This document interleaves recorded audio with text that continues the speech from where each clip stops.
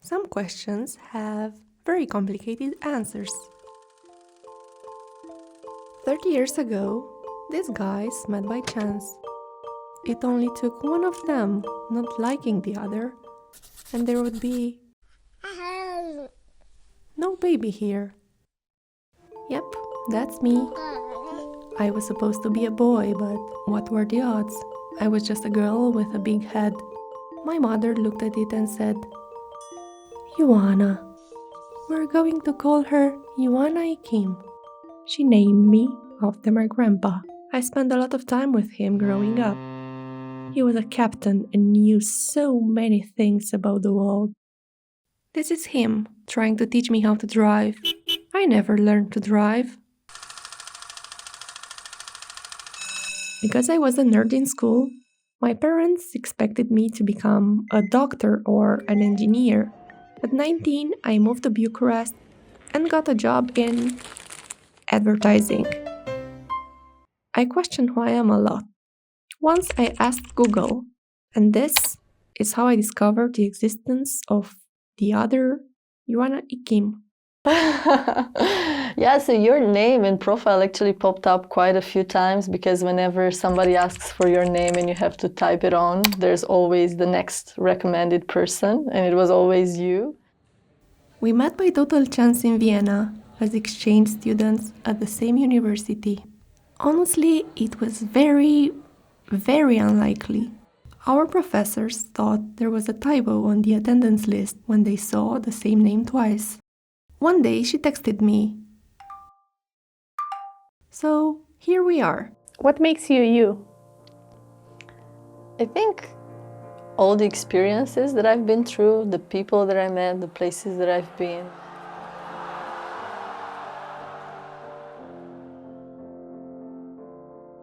I was born here, 284 kilometers away from you. 5 years later. This is my mom, this is my dad, and this is me.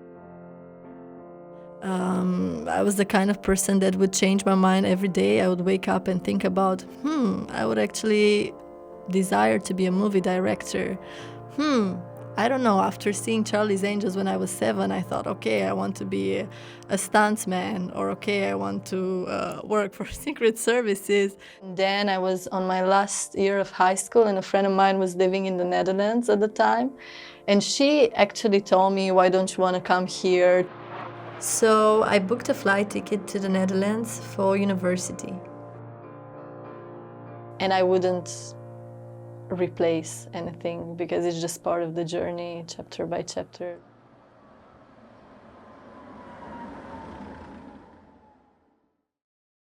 From Ioana's social media feed, I imagined my life in a parallel universe, where I'm a big fan of adventure sports, go to places with really loud music, and had the courage to start a new life somewhere else.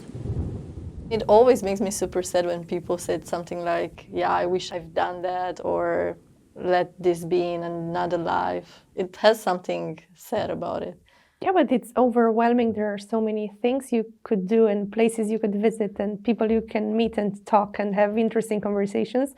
And at some point you need to make a compromise and make some choices. And you are left with this question like, what if I chose something different? What would my life look like? What would my life look like had I stayed home? Had I pursued a creative career? Had I known what I want and what I really like? I lie awake at night and wonder if there's a meaning to this coincidence.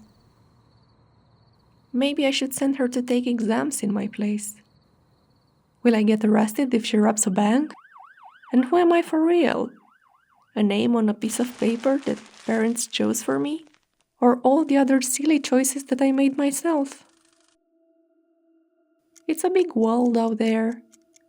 8 billion people living on this round blue marble, all thinking they're the main character.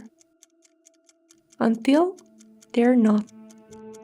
What were the odds?